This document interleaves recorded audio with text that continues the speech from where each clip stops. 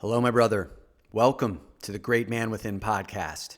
Every episode designed to help you discover and live the great man within you. So I'd like to tell you about one of my biggest failures as a leader. I got my first big break to move from an individual contributor role to a sales manager at Prudential back in 2013. And the job was both intimidating and exhilarating. So at the fresh-aged face of 34 years old, my responsibility was to lead 7 men to knock down a collective $1.4 billion sales goal. All 7 of these salespeople were men, which is an important factor to this story.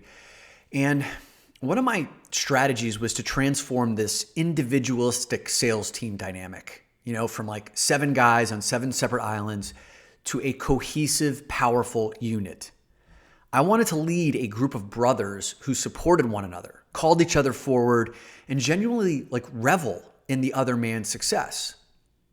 And in the first few years of leading this group, that's actually exactly how they developed. These guys let their guards down.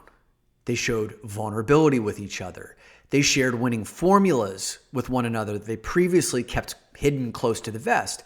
This group actually cared for one another. Some of the men in the group closed the biggest deals of their 2 or 3 decade careers. Others had their best sales years ever. Some of the seasoned sales guys were actively mentoring the greener sales guys. It was like a thing to behold. But then one of the men left to go to a competitor, and I had a vacancy to fill. Now, by far, the most qualified person to fill this role was a woman, and we hired her immediately. But now I had a problem. The culture that she was stepping into was built on 2 years of men exclusively working with other men. And during those 2 years, we'd grown to love having that bond of brothers. Some of these guys had never experienced being part of a group of other men where they felt like they could let the guard down, be supported and talk about men's issues that typically weren't welcome in the workplace. We were not the locker room talk guys. Right? Sure, of course, we had more casual conversations and we were casual in the language that we used. We talked a lot about sports. We had open conversations about life's ups and downs with respect to marriages and dating. And even though we weren't crossing any lines, these same dynamics wouldn't always be appropriate in a mixed setting. And that's where I could see my failing. I had not prepared our team for evolution. As an immature leader, I didn't have the awareness, nor did I set the expectation that one day our team would evolve to a place of greater diversity. I hadn't spoken to the team about the fact that we should be excited for and welcome that evolution because that would give us an opportunity to grow together. Instead, it felt like that day of evolution kicked the door down without warning, and I hadn't prepared myself or the team for it. And I feared the men would experience this evolution as a loss of their freedom, a loss of their bond, and a need to go back to being, quote, buttoned up.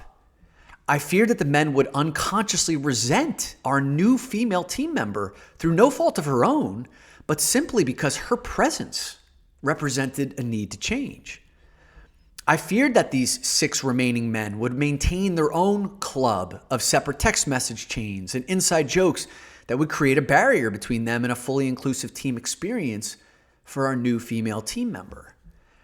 I had not sown the seeds for an environment of inclusion where anyone, like the best candidate, could quickly step in, feel welcomed, and thrive. I had not built a culture of inclusion or a culture for the future. This all could have gone terribly wrong because of my failings and immaturity and lack of awareness as a leader. Fortunately, I got off pretty easy. This new team member happened to be a 20-year veteran of Prudential. She already carried a tremendous amount of respect from the men on our sales team, and the men on our team were excited to have her. They welcomed her aboard quickly. After a few hiccups and bumps in the road that accompany most evolving team dynamics, we eventually found our new rhythm and established a new culture and team identity. But looking back, I know on some level she must have felt different. Not just the type of different that comes from being the only outlier in terms of gender, but because of her stepping into a pre-existing culture and intangible energy that hadn't been built with consideration of her. I wonder how that must have felt for her. She was already trying to sell in a man's game, and maybe now she felt like she wasn't fully at home, even in her own home. I wonder if she ever truly felt 100% supported by me or the rest of the team. And these are questions to which I may never know the answers. I know on some level that I failed her. And in turn, I failed other women who aspired to be salespeople. Could they look up at me and the culture I was creating and say, I want to be a part of that team because I know I would thrive there? I doubt it. And that is one of my greatest failings as a leader.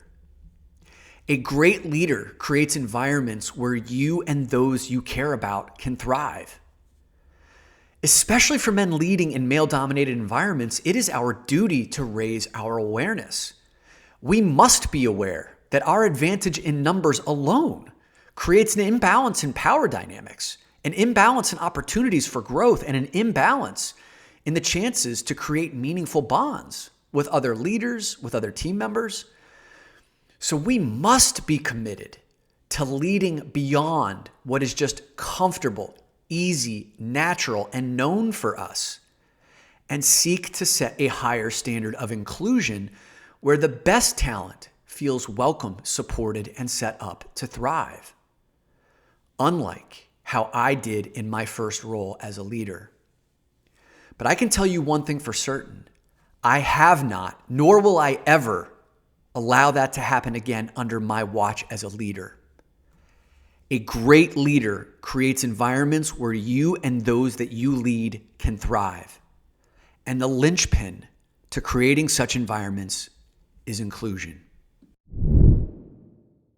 If this conversation has inspired you to become a stronger, more inclusive male leader, I want to point you to two things. Yesterday's episode, How to Become a Better Male Ally in the Workplace, featuring Rashawn Abide, is an absolute must listen. And go to doinnerwork.com/resources, doinnerwork.com/resources, where you will see an entire podcast series called Design Your Future, which was developed for women, where I shine a light on 14 incredibly powerful and successful women leaders who are sharing their stories about how they have built successful careers in male-dominated environments and who have overcome exclusion, who have overcome burnout, who have overcome feelings of not being good enough to thrive in the environments that they've lived in. You will be actively seeking and expanding your perspective that will make you a more trustworthy and inclusive male leader. Go to doinnerwork.com/resources to access the Design Your Future podcast series.